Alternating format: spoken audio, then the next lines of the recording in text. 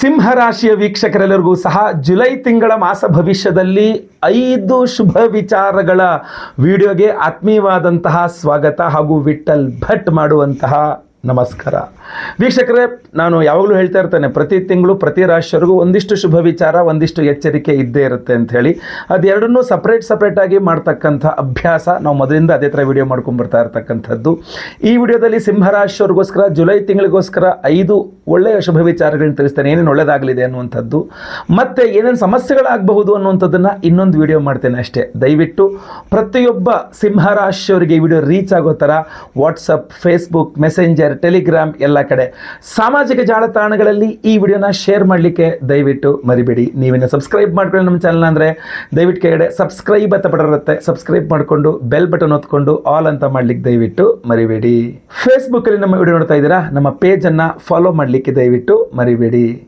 ಮೊದಲನೇ ಶುಭ ವಿಚಾರ ಸಿಂಹರಾಶಿಯವರಿಗೆ ಜುಲೈ ತಿಂಗಳಿಗೋಸ್ಕರ ಏನಪ್ಪಾ ಅಂತಂದ್ರೆ ಅದೃಷ್ಟ, ಅವಕಾಶ, ಅಧಿಕಾರ, 3 ಅದ್ಭುತವಾದಂತಹ ಶಕ್ತಿಗಳು ಜುಲೈ 16ನೇ ತಾರೀಕಿನ ತನಕ ನಿಮಗೆ ಅಂದ್ರೆ ಸಿಂಹರಾಶಿಯವರಿಗೆ ತುಂಬಾ ಚೆನ್ನಾಗಿರಲಿದೆ.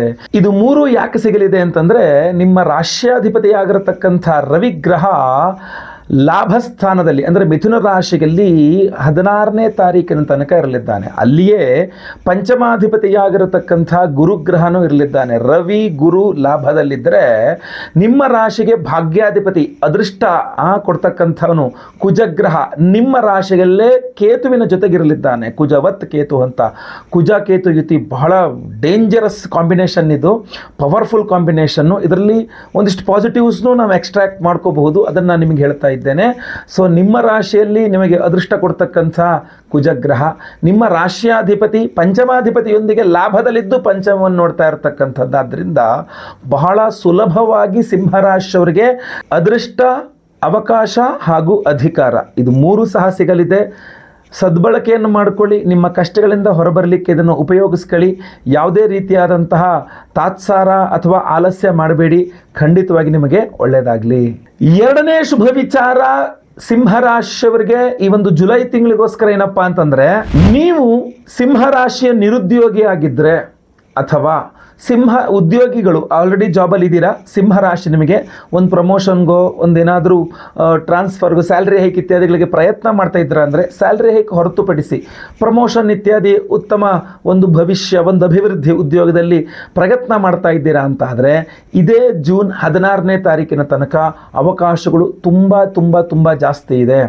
ಅಷ್ಟೇ ಅಲ್ಲ, ಜುಲೈ ತಿಂಗಳಲ್ಲಿ ನಿರುದ್ಯೋಗಿ ಸಿಂಹರಾಶಿಯವರಿಗೆ ಉದ್ಯೋಗ ಸಿಗ್ತಕ್ಕಂಥ ಅವಕಾಶಗಳು ತುಂಬ ಚೆನ್ನಾಗಿದೆ. ಯಾಕೆ ಅಂದರೆ ಕರ್ಮಾಧಿಪತಿಯಾಗಿರತಕ್ಕಂಥ ಶುಕ್ರ ಗ್ರಹ ಕರ್ಮಸ್ಥಾನದಲ್ಲಿ ಅಂದರೆ ವೃಷಭದಲ್ಲಿಯೇ ಶುಕ್ರನಿದ್ದಾನೆ. ಸೊ ನಿಮಗೆ ಜುಲೈ 3 ವಾರಗಳು, ಮೊದಲ 3 ವಾರಗಳು ಅಂದರೆ ಹೆಚ್ಚು ಕಡಿಮೆ 25ನೇ ತಾರೀಕಿನ ತನಕ ನಿರುದ್ಯೋಗಿ ಸಿಂಹರಾಶಿಯವರಿಗೆ ಉದ್ಯೋಗ ಪ್ರಾಪ್ತಿಯಾಗುವಂಥ ಸಾಧ್ಯತೆಗಳು ತೀರಾ ಜಾಸ್ತಿ ಇದೆ.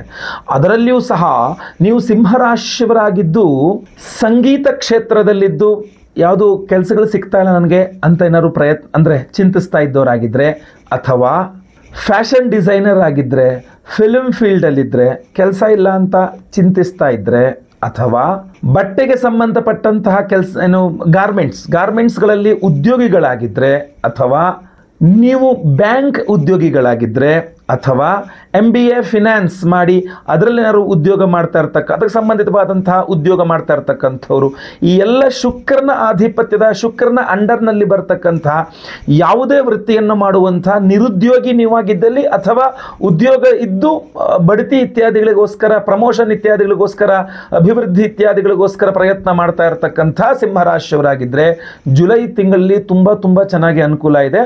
ಅದು ಜುಲೈ ಮೊದಲ 2 ವಾರಗಳು ಅಂದರೆ 16ನೇ ತಾರೀಕು ತನಕ ತುಂಬ ಜಾಸ್ತಿ ಅನುಕೂಲ ಇದೆ.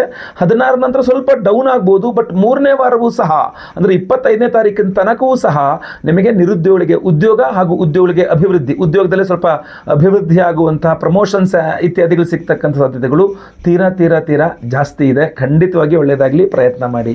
3ನೇ ಶುಭ ವಿಚಾರ ಸಿಂಹರಾಶಿಯವರಿಗೆ ಈ ಒಂದು ಜುಲೈ ತಿಂಗಳಿಗೋಸ್ಕರ ಏನಪ್ಪಾ ಅಂದ್ರೆ, ನೀವು ಸಿಂಹರಾಶಿಯವರಾಗಿದ್ದು ಭೂಮಿಗೆ ಸಂಬಂಧಪಟ್ಟಂಥ ವ್ಯವಹಾರಗಳನ್ನು ಮಾಡುವಂಥವರಾಗಿದ್ದರೆ, ಅಥವಾ ನೀವು ಸಿಂಹರಾಶಿಯವರಾಗಿದ್ದು ಯಾವುದೋ ಭೂಮಿಯ ವ್ಯವಹಾರಕ್ಕೆ ಕೈ ಹಾಕಿದರೆ, ಸೈಡ್ ತಗೋಬೇಕು ತೊಗೊಳಕ್ಕಾಗ್ತಾ ಇಲ್ಲ, ಅಥವಾ ಮಾರಕ್ಕಾಗ್ತಾ ಇಲ್ಲ, ಅಥವಾ ಯಾವುದೋ ಒಂದು ಭೂಮಿಗೆ ಸಂಬಂಧಪಟ್ಟಂಥ ವ್ಯವಹಾರದಲ್ಲಿ ಸಿಲುಕಿಕೊಂಡ್ಬಿಟ್ಟಿದ್ರೆ ಜುಲೈ ತಿಂಗಳಲ್ಲಿ ಅದು ತುಂಬ ಚುರುಕಾಗ್ಬಿಡುತ್ತೆ. ನಿಂತೇ ಹೋಗಿದ್ದಂಥ ನಿಮ್ಮ ಭೂಮಿ ವ್ಯವಹಾರಗಳು ತುಂಬ ಚೆನ್ನಾಗಿ ಚುರುಕಾಗ್ಬಿಡುತ್ತೆ.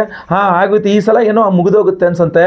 ಇನ್ನೂ ಒಂದು ಹೇಳ್ತೀನಿ, ಬಹಳಷ್ಟು ಜನ ಸಿಂಹರಾಶಿಯವರು ಭೂಮಿ ವ್ಯವಹಾರವನ್ನು ಮುಗಿಸೇ ಬಿಡ್ತಾರೆ. ಬಹಳ ಕಾಲದಿಂದ ನಿಂತು ಹೋಗಿದ್ದಂತಹ ಭೂಮಿ ವ್ಯವಹಾರಗಳು ಸಿಂಹರಾಶಿಯವರು ಈ ಒಂದು ಜುಲೈ ತಿಂಗಳಲ್ಲಿ ಮುಗಿಸಿ ಒಂದು ನೆಮ್ಮದಿಯ ನಿಟ್ಟುಸಿರನ್ನು ಬಿಡುವಂತಹ ಅವಕಾಶ ತುಂಬ ಜಾಸ್ತಿ ಇದೆ.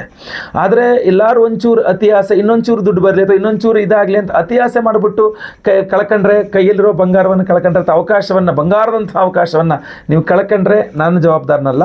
ಆದರೆ ಭೂಮಿ ವ್ಯವಹಾರಗಳನ್ನು ಕಡ್ಡಿ ತುಂಡು ಮಾಡ್ದಂಗೆ ಮುಗಿಸಾಕುವಂಥ ವ್ಯವಸ್ಥೆಯನ್ನು ಖಂಡಿತವಾಗಿ ನೀವು ಪಡೆಯಬಹುದು. ಸೊ ಅದನ್ನು ಎಷ್ಟರ ಮಟ್ಟಿಗೆ ಬಳಸ್ಕೊಳ್ತೀರಾ ಅನ್ನುವಂಥದ್ದು. ಬಟ್ ಏನೇ ಆಗಲಿ ಭೂಮಿ ವ್ಯವಹಾರಗಳೆಲ್ಲ ಚುರುಕುಗೊಳ್ಳುತ್ತೆ. ನಿಂತೋಗಿದ್ದು, ಮರೆತೋಗಿದ್ದು, ಇದಾಗದೇ ಇಲ್ಲ ಅಂತ ಕೈ ಬಿಟ್ಟಿದ್ದಂತಹ ಭೂಮಿ ವ್ಯವಹಾರಗಳು ಸಹ ಜುಲೈ ತಿಂಗಳಲ್ಲಿ ನೀವು ಸಿಂಹರಾಶಿಯವರಾಗಿದ್ದು ನೀವು ಮಾಡ್ತಿರುವಂಥ ವ್ಯವಹಾರ ಆಗಿದ್ದರೆ ಮತ್ತೆ ಪುನಃ ಚುರುಕಾಗುತ್ತೆ. ಖಂಡಿತವಾಗಿ ಒಳ್ಳೆಯದಾಗಲಿ. 4ನೇ ಶುಭ ವಿಚಾರ ಸಿಂಹರಾಶಿಯವರಿಗೆ ಈ ಒಂದು ಜುಲೈ ತಿಂಗಳಿಗೋಸ್ಕರ ಏನಪ್ಪಾ ಅಂತಂದ್ರೆ, ಕುಜಗ್ರಹ ಭೂಮಿಕಾರಕ ಅಷ್ಟೇ ಅಲ್ಲ, ನಿಮಗೆ 9ನೇ ಮನೆಯ ಅಧಿಪತಿಯೂ ಆಗುತ್ತಾನೆ. ನಿಮ್ಮ ರಾಶಿಯಲ್ಲಿ ಕೇತುಯುತಿ ಆಗಿರ್ತಾನೆ. ಅಂದರೆ ಪಿತ್ರಾರ್ಜಿತ ಆಸ್ತಿಯ ವ್ಯವಹಾರಗಳಲ್ಲಿ ಬಹಳಷ್ಟು ಅನುಕೂಲವಾಗುವ ಸಾಧ್ಯತೆ ಇದೆ. ಪಿತ್ರಾರ್ಜಿತ ಆಸ್ತಿ ಭೂಮಿ ಇರಬಹುದು, ಹಣ ಇರಬಹುದು, ವಸ್ತು ಇರಬಹುದು, ಏನೇ ಇರಬಹುದು. ಪಿತ್ರಾರ್ಜಿತ ಆಸ್ತಿ ಇದೆ, ಅದು ನನಗೆ ಸಿಗಬೇಕು, ಅದಕ್ಕೋಸ್ಕರ ಪ್ರಯತ್ನ ಮಾಡ್ತಾ ಇದ್ದೀನಿ ಅಂತ ಆದರೆ ಈ ಒಂದು ಜುಲೈ ತಿಂಗಳಲ್ಲಿ ಪಿತ್ರಾರ್ಜಿತ ಆಸ್ತಿಯನ್ನು ಪಡೆದುಕೊಳ್ಳುವಂಥ ಅವಕಾಶಗಳು ತುಂಬ ತುಂಬ ತುಂಬ ಜಾಸ್ತಿ ಇದೆ. ತುಂಬ ತುಂಬ ಚೆನ್ನಾಗಿದೆ. ಇನ್ನು ನಿಮ್ಮ ತಂದೆಯವರೊಂದಿಗಿನ ವಿಚಾರವಾಗಿ ನೀವೊಂದು ಸ್ವಲ್ಪ ತಾಳ್ಮೆಯಿಂದ ಇದ್ದರೆ ನಿಮ್ಮ ತಂದೆಯವರೊಂದಿಗೆ ತುಂಬ ಚೆನ್ನಾಗಿ ನೀವು ವ್ಯವಹರಿಸಬಹುದು. ಆದರೆ ಅದೊಂಚೂರು ಕೊರತೆ ಕಾಣ್ತಾ ಇದೆ. ಕೇತುಯುತಿ ಆದಾಗ ಸ್ವಲ್ಪ ನೀವು ಎಕ್ಸೈಟ್ ಆಗಿಬಿಡಬಹುದು. ಬಟ್ ತಂದೆಯವರೊಟ್ಟಿಗೆ ತುಂಬ ಪ್ರೀತಿ ವಿಶ್ವಾಸದಿಂದ ನಡ್ಕೊಳ್ಳಿ. ತಂದೆಯವರ ಆರೋಗ್ಯದ ಬಗ್ಗೆ ಸ್ವಲ್ಪ ಹೆಚ್ಚಿನ ಗಮನ ಕೊಡಿ. ತಂದೆಯವರೊಂದಿಗೆ ಸ್ವಲ್ಪ ಉತ್ತಮವಾದಂತಹ ಬಾಂಧವ್ಯವನ್ನು ಹೊಂದಿ ನಿಮ್ಮ ಪಿತ್ರಾರ್ಜಿತ ಆಸ್ತಿ ತುಂಬ ಚೆನ್ನಾಗಿ ಸಾಲ್ವ್ ಆಗುತ್ತೆ. ಇದೇ ಜುಲೈ ತಿಂಗಳಲ್ಲಿ ಪಿತ್ರಾರ್ಜಿತ ಆಸ್ತಿ ನಿಮ್ಮ ಕೈ ಸೇರಿದ್ರೂ ಸಹ ಏನು ಆಶ್ಚರ್ಯ ಇಲ್ಲ, ಖಂಡಿತವಾಗಿ ಸೇರುತ್ತೆ. ಪ್ರಯತ್ನ ಚೆನ್ನಾಗಿರ್ಬೇಕಷ್ಟೇ. 5ನೇ ಶುಭ ವಿಚಾರ ಸಿಂಹರಾಶಿಯವರಿಗೆ ಜುಲೈ ತಿಂಗಳಿಗೋಸ್ಕರ ಏನಪ್ಪಾ ಅಂತಂದ್ರೆ, ನೀವು ಸಿಂಹರಾಶಿಯವರಾಗಿದ್ದು ಸರ್ಕಾರಿ ಕೆಲಸಗಳು ನಿಮಗೆ ಏನಾದ್ರು ಆಗಬೇಕು ಅಂತಾದರೆ, ಯಾವುದೋ ಡಾಕ್ಯುಮೆಂಟೇಶನ್ ಬೇಕು, ಯಾವುದೋ ಪರ್ಮಿಷನ್ ಬೇಕು, ಯಾವುದೋ ಒಂದು ಲೆಟರ್ ಬೇಕು, ಯಾವುದೋ ಒಂದು ಸ್ಯಾಂಕ್ಷನ್ ಆಗಬೇಕು, ಏನೋ ಒಂದು ಸರ್ಕಾರಿ ಕಚೇರಿಗಳಿಗೆ ಹೋಗಿ ನಿಂತ್ಕೊಂಡು ನೀವು ಮಾಡ್ಕೊಂಡು ಬರಬೇಕಾದಂತಹ ಯಾವುದೇ ಕೆಲಸಗಳಿರಲಿ, ನೀವು ಸಿಂಹರಾಶಿಯವರಾಗಿದ್ದರೆ ನೆನ್ಪಿಟ್ಕೊಳ್ಳಿ, ಜುಲೈ 16ರ ಒಳಗಡೆ ಆ ಕೆಲಸಗಳು ಮುಗಿಸ್ಕೊಳ್ಳಿ. ಆ ಕೆಲಸಗಳಾಗುವ ಸಾಧ್ಯತೆ ಜಾಸ್ತಿ ಇದೆ. ಜುಲೈ 16 ದಾಟಬಿಡ್ತು ಅಂದರೆ ಬಹಳ ಕಷ್ಟ. ಸೊ ಜುಲೈ 16 ತನಕ ಅಂದರೆ ಜುಲೈ ತಿಂಗಳಲ್ಲಿ ಮೊದಲೆರಡು ವಾರಗಳು ನಿಮ್ಮ ಎಲ್ಲ ಕೆಲಸ ಕಾರ್ಯಗಳು ಅಂದರೆ ಸರ್ಕಾರಿ ಸಂಬಂಧಿತ ಕೆಲಸ ಕಾರ್ಯಗಳಾಗುವ ಸಾಧ್ಯತೆಗಳು ತೀರಾ ಜಾಸ್ತಿ ಇದೆ. ಅದರಲ್ಲೂ ಸಹ ನೀವು ಗೌರ್ಮೆಂಟ್ ಜಾಬ್ಗೆ ಟ್ರೈ ಮಾಡ್ತಾ ಇದ್ದೀರಾ ಅಂದರೆ ಪರ್ಮನೆಂಟ್ ಅಲ್ದಿದ್ರೆ ಅಟ್ಲೀಸ್ಟ್ ಒಂದು ತಾತ್ಕಾಲಿಕವಾದಂತಹ ಸರ್ಕಾರಿ ಉದ್ಯೋಗನಾರು ಸಿಗುವಂಥ ಅವಕಾಶಗಳು ತುಂಬ ಚೆನ್ನಾಗಿದೆ.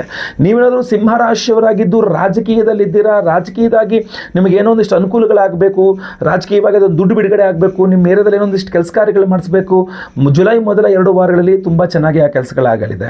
ನೀವು ಏನೋ ಒಂದಿಷ್ಟು ಎಲೆಕ್ಷನ್ ಇತ್ಯಾದಿಗಳು ನಿಂತ್ಕೊಂಡು ಏನೋ ಗೆದ್ದುಕೊಂಡು ಬರಬೇಕು ಅನ್ನುವಂಥ ಅವಕಾಶ ಪ್ರಯತ್ನ ನಡೆಸ್ತಾ ಇದ್ದೀರಾ.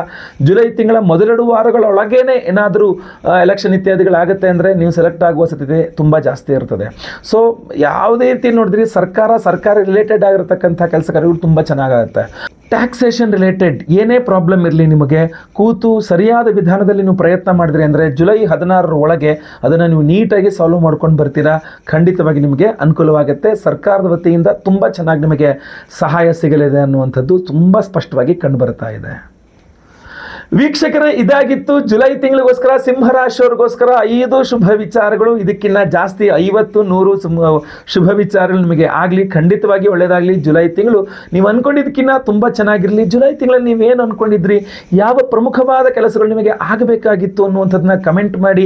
ಅದೇ ರೀತಿಯಲ್ಲಿ ನೀವೇನಾದರೂ ನನಗೆ ತಿಳಿಸಬೇಕು ಅಂತಂದರೆ ಖಂಡಿತವಾಗಿ ಕಮೆಂಟ್ನಲ್ಲಿ ತಿಳಿಸಿ. ನಾನು ನಿಮ್ಮ ಕಮೆಂಟ್ಸ್ನೆಲ್ಲ ಓದ್ತಾ ಇರ್ತೀನಿ. ಖಂಡಿತವಾಗಿ ಒಳ್ಳೆಯದಾಗಲಿ. ವಿಡಿಯೋ ಇಷ್ಟ ಆದರೆ ದಯವಿಟ್ಟು ಲೈಕ್ ಮಾಡಲಿಕ್ಕೆ ಮರಿಬೇಡಿ. ವಾಟ್ಸಪ್, ಫೇಸ್ಬುಕ್, ಮೆಸೆಂಜರ್, ಟೆಲಿಗ್ರಾಮ್ ಎಲ್ಲ ಕಡೆ ಸಾಮಾಜಿಕ ಜಾಲತಾಣಗಳ ವಿಡಿಯೋನ ಶೇರ್ ಮಾಡಲಿಕ್ಕೆ ಮರಿಬೇಡಿ. ಪ್ರತಿಯೊಬ್ಬ ಸಿಂಹರಾಶಿಯವರಿಗೆ ಈ ವಿಡಿಯೋ ಖಂಡಿತವಾಗಿ ರೀಚ್ ಆಗಬೇಕು. ಅಷ್ಟೇ ಅಲ್ಲ, ನೀವೇನಾದರೂ ಫೇಸ್ಬುಕ್ಕಲ್ಲಿ ನೋಡ್ತಾ ಇದ್ದೀರಾ, ನಮ್ಮ ಪೇಜನ್ನು ಫಾಲೋ ಮಾಡ್ಕೊಳ್ಳಿ ಅಂದರೆ ಫಾಲೋ ಮಾಡಲಿಕ್ಕೆ ದಯವಿಟ್ಟು ಮರಿಬೇಡಿ. ಇಷ್ಟಕ್ಕೆ ಮುಗಿದಿಲ್ಲ ವೀಕ್ಷಕರೇ, ಜುಲೈ ತಿಂಗಳ ಎಚ್ಚರಿಕೆಗಳು ಸಹ ಇರ್ತದೆ. ಅದನ್ನು ಸಪರೇಟ್ ಆಗಿ ಇನ್ನೊಂದು ವಿಡಿಯೋ ಖಂಡಿತವಾಗಿ ಮಾಡ್ತೇನೆ.